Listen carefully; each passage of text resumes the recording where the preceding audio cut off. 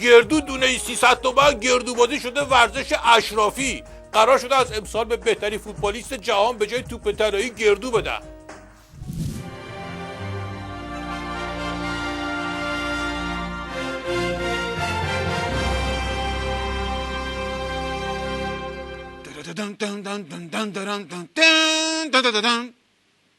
میرم سفر مواظب خودت باش، گریه نکن بمون و منتظر باش.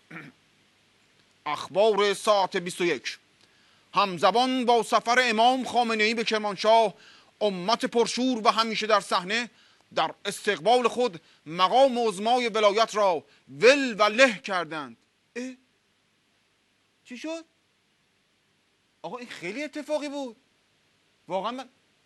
من خودم نفهمیدم. یعنی عظما رو ول کردن و لهش کردن.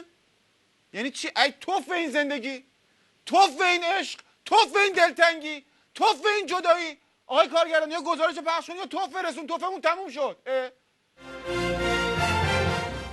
بله نوشته که من در حسرتم که چرا یه جون بیشتر ندارم که فدای رهبرم کنم. آقا 8 روز الان توی شهر ما، توی استان ما دارن نفس میکشن و عطر نفسهاشون، ما هم به عطر نفسهاشون عادت کردیم. خب الان نمیدونیم چیکار کنیم بعد با این دلتنگی بعد رفتن آقا. یعنی میخوام بگم فقط آقا جان نفسم میگیرد در هوایی که نفسهای تو نیست.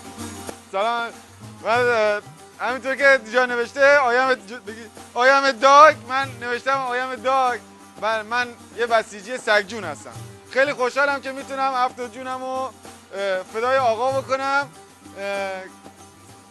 و که 10 روز آقا دارن اینجا نفس میکشن. حقیقت دیگه اینجا جا برای نفس کشیدن ما نیسته. آقا جان نفس ما گرفت، دل ما گرفت. ای کاش دل آدم مثل دماغش بود، همینجوری فیلم میکرد وا میشد. آیام داگ. امت پرشور و همیشه در صحنه در استقبال خود مقام عظمای ولایت را ول کردند. یعنی اول ول کردند بعد لهش کردند یا نه مثلا در همون حالی که داشتن ول میکردن لهش کردند؟ مثلا چجوری بوده؟ یعنی مثلا ول کردن له شده طرف اون زیر؟ ما نفهم. اگه خبر موثق نیست خب من نگم. خب اصلا اون آقایی که زیر دست پا له شده نشون بده. قبل از ول اون آقایی که زیر دست پا له شده، این آقا قبل از ول کردن آقا له شده. شما ببینید، شما پخشش کن اصلا. سلام ای وارث خون شهیدان، حسین سرزمین بایزیدان. ببین حسن حسن را در حسین. جیغ نکن بچه دیگه. 20 سال مخمال خوردی. این شعر احمد بود آقا. عجب، این شعر ما رو قبلا گفت. نه بعدن گفتم. بالا من خودم نفهمیدم چی شد. گفتن بیاین استقبال شما، به خاطر یه لنگ مرغ لنگمون رو هوا کردن. احمد آقای عزیزی گل، فرصت خوبی است با خدا خلوت کنید. این فرصت از فرصت‌هایی است که کم پیش میاد. انشالله از این فرصت‌ها گیر شما هم بیاد. ما بیاین بیمارستان به ریش شما هر بخندیم. زن اون که قصیده رو بخون شاید خرج بیمارستان در اومد. دریای نورش را ببین، موج ظهورش را ببین، آن ریش بورش را ببین، آن کیف پولش را ببین، منقل وافورش را ببین. اقدر عباشو بچست در نره تا چکو نداده در نره از اینجا. حکم پاسورش را ببین.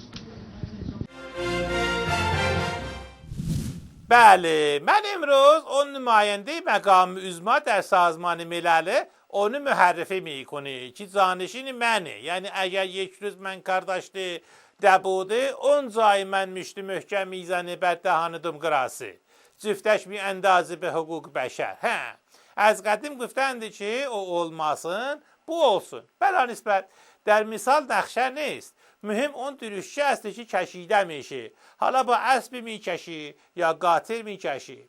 کشیده که میگویم نه اون کشیده ها که میزنه، اون یکی کشیده. شاعر هم سو قشنگ میفرماید که گیرم پدر تو بود قاطر، هیچ فهمیدی برای چه خاطر؟ دو رهس نماینده عظما مالله حسن بودی و گپلر هم اون خودش جهت منزلش هم در التزام قلب عمله، اصلا التزام داره به مقام ازما که هرچی دردی بلای اونه میخوره توی سر اون فاطمه شایخ، اشتت شایخ فاطمه نمنه اون چه اسمش بینبیره.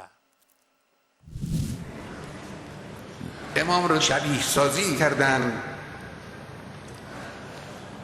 نه کار سیاسی از ما برمیاد، نه کار عظیم نظامی از ما برمیاد.